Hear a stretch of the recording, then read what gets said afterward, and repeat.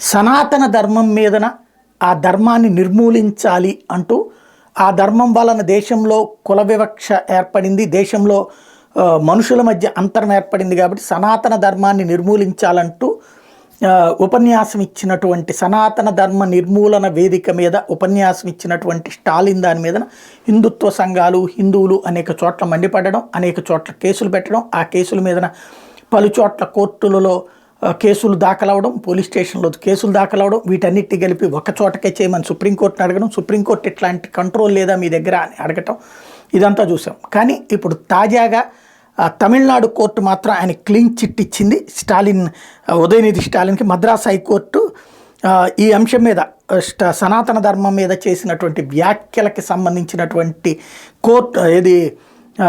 అభియోగం ఏమీ అక్కర్లేదు, అది ఆయన అభిప్రాయం అని తోసిపుచ్చింది. తద్వారా తన మీద కేసు అవసరం లేదని స్పష్టం చేసింది.